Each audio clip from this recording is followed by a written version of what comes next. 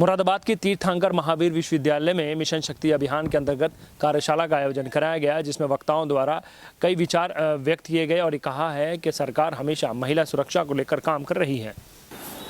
तीर्थंकर महावीर यूनिवर्सिटी के registrar doctor Aditya Sharma ने कहा, भारत पश्चिमी देशों की तुलना में महिलाओं को विधायी शक्ति देने के मामले में पहले से ही मीलों आगे है। 200 बरस के अमेरिकी इतिहास में उच्चस्थ पदों पर आज तक कोई महिला पदासीन नहीं हुई है, जबकि भारत में श्रीमती इंदिरा गांधी से लेकर प्रतिभा पाटिल तक ने प्रधानमंत्री और राष्ट्रपति सरीखे पदों को सुशोभित किया है। भारतीय संस्कृति दुनिया में सबसे धनी है। यदि हम वेस्टर्न देशों तुलना करें तो भारत की स्थिति का इतिहास स्वर्णिम है। 800 वर्षों के ऑक्सफोर्ड यूनिवर्सिटी के इतिहास में 2015 में पहली महिला वीसी नियुक्त हुई, जबकि हिंदुस्तान की यूनिवर्सिटीज में दर्जनों महिलाएं कुलपति के पद पर शोभायमान हैं। डॉक्टर शर्मा ने महिलाओं को देश का गौरव बताते हुए कहा, ऐसे में महिलाओं को अपनी क्षमता को पहचानने और उसके बल पर आगे बढ़ने की दरकार है। उन्होंने स्वामी विवेकानंद का भी उल्लेख किया। सच यह है कि नारियों को खुद ही सबल होना होगा, इसमें कोई शक नहीं है। महिलाओं की सुरक्षा को न्याय प्रणाली में सशक्त कानून है, लेकिन तमाम प्रथाओं के चलते वो जागरूक नहीं है। ऐसे में उन्हें अपनी आत्मरक्षा के लिए न केवल चौकन्ना रहना होगा, बल्कि वर्तमान और भविष्य पर भी पैनी नजर रखनी होगी। वो तीर्थंकर महावीर चिकित्सालय एवं रिसर्च सेंटर की ओर से न्यू लेक्चर थिएटर में आयोजित मिशन शक्ति अभियान में बतौर अध्यक्ष बोल रहे थे।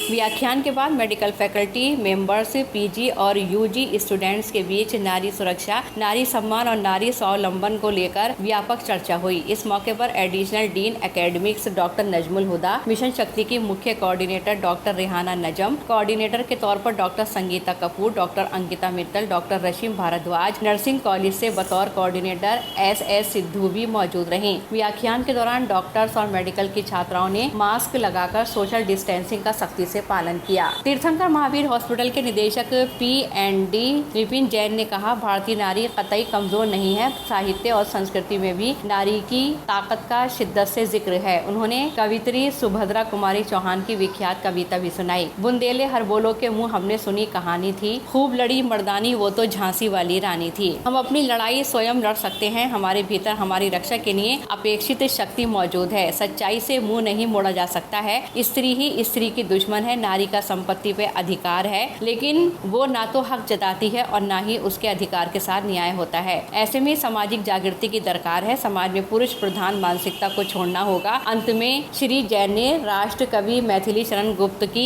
ये रचना भी सुनाई। अबला जीवन हाय तुम्हारी यही कहानी, आंचल में दूध और आंखों में पानी। बोले अब इस मानसिकता से महिलाओं को अब ऊपर उठना होगा। टिमिट के लॉ कॉलेज में बतौर असिस्टेंट प्रोफेसर कार्यरत डॉक्टर शिखा मिश्रा ने महिलाओं के अधिकारों पर प्रकाश डालते हुए श्लोक के जरिए कहा, जहाँ महिलाओं का सम्मान होता है वहाँ दिव्यता स्वयं नजर आती है। साथ ही जहाँ महिलाओं को बेइज्जत किया जाता है वहाँ अच्छे से अच्छा कार्य भी निष्सफल हो जाता है। उन्होंने कहा कि वैदिक काल से लेकर महिलाओं की स्थिति में बड़ी गिरावट देखी गई है। औपनिवेशिक शासन के बाद ही महिलाओं के जीवन में सकारात्मक बदलाव आए हैं। कोऑर्डिनेटर डॉक्टर संगीता कपूर ने महिलाओं को अपने अधिकारों के लिए और बेहतर बनने की दिशा में काम करने की पुरजोर वकालत की है। उल्लेखनीय है, यूपी सरकार के निर्देश पर छात्राओं की शारीरिक और मानसिक मजबूती के लिए TMU मेडिकल कॉलेज में नवरात्रों के दौरान MBBS की छात्राओं की सबलता के लिए ये अभियान चलाया जा रहा है।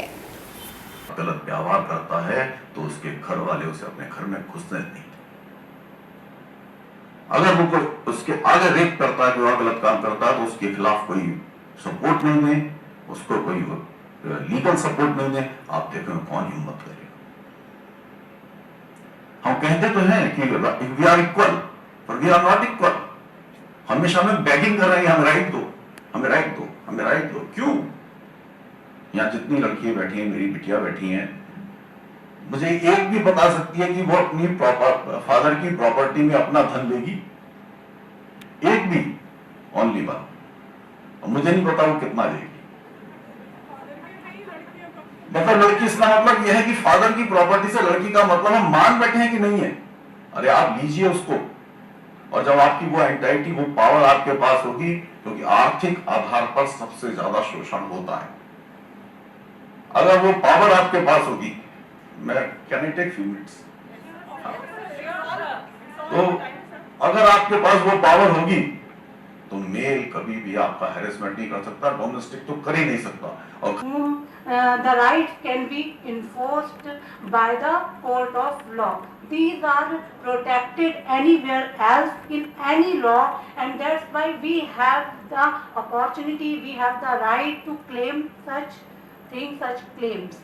And if we talk the rights of women, women's right terms is used to describe that branch of women's movement which is active in attempting to bring out legislative, economic and educational reforms to forbid discrimination in the society. Human rights are the rights which are right which we use, that is the right to life. We take at first the breath in. We don't ask to anyone ki whether I should take the breath or not. It is the right to life which is enjoyed by every human being and possessed by every human being. It is the law of nature and is imbibed, is vested in every human being. Then the human rights means rights which are deserved, which are enjoyed by every human being, and all human are entitled for the enjoyment of the invaluable in nature, which are guaranteed as fundamental right under the Constitution.